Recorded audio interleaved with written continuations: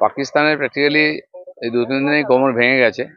তারা ভারত ভাবছে যেরকম ভারত বাইরের থেকে অ্যাটাক করছে ওদের টার্গেটকে, তারা ওইভাবে করার চেষ্টা করছে, কিন্তু ভারতের টেকনোলজি, হাতিয়ার, ইঞ্জিনিয়ার, এক্সপার্ট অনেক বেশি এগিয়ে। সীমা পার করতে দিচ্ছে না ওদের হাতিয়ারকে, সে ড্রোন হোক, সে মিসাইল হোক, ওদের দেশের অস্ত্র ওদের দেশেই পড়ছে। পাকিস্তান লড়াই করবে কি করে? কারণ তো যদি লড়াই করতে যায় খাবার জুটবে না, 2-4 দিন পরে খাবার টানাটানি হবে, পেট্রোল ডিজেল পাবে না। এখন সারা দুনিয়াতে গিয়ে আর ভিক্ষা চাইছে, টাকা পয়সা দাও। তো লোকে তার লোকে লড়াই করার জন্য টাকা পয়সা দেবে না।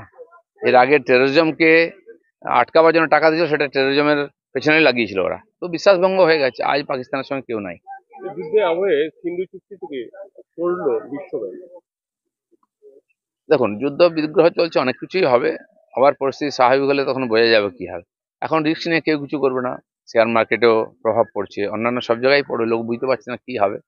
তো সেই জন্য এই ধরনের চুক্তি ইত্যাদি ভারত যেমন আগেই সব ক্যান্সেল করে দিয়েছে, কারণ পাকিস্তান কোনো চুক্তি কোনোদিন মানেনি।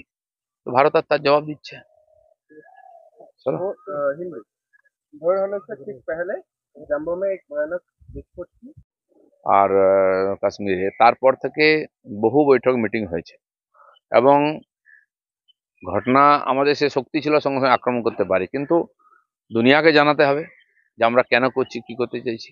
ভারতের প্রত্যেকটি নাগরিককে সঙ্গে নিতে হবে।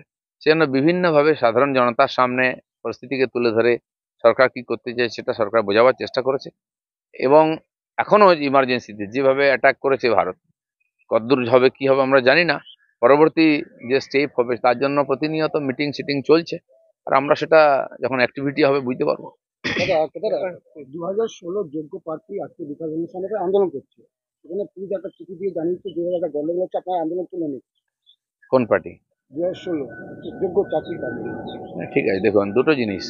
এক তো চাকরি প্রার্থী যারা আছেন তারা আন্দোলন আজ করছেন না, কয়েক বছর করছেন। আর বিভিন্ন ধরনের teacher, part time, para teacher, এসএসসিতে যারা পাশ করেছেন চাকরি পাননি, এরকম বহু, এবং বর্তমান যে 26,000-এর চাকরি গেছে, আর প্যারা টিচার আছেন প্রায় 30-35,000। তারা লড়াই করছেন তাদের হকের জন্য, লড়াই চলবে। তো এটা ঠিক যে সরকার যে দিক নির্দেশ জারি করেছে বা কখনো মকডিল হচ্ছে, এটা মাথায় রেখে তাদের আন্দোলন করা উচিত, যাতে সমাজ, সাধারণ মানুষ, পুলিশ, প্রশাসন এই যুদ্ধের সময় অসুবিধা না পড়ে। কিন্তু আন্দোলন বন্ধ করার কথা কেউ বলছে না, বিভিন্ন রকম ভেদ আছে, বা যেখানে সেখানে জমায়েত হলে সেটাও রিস্কের ব্যাপার আছে। তো সেটা জেনে আমার মনে হয় আন্দোলনটা করা উচিত। আন্দোলন অবশ্যই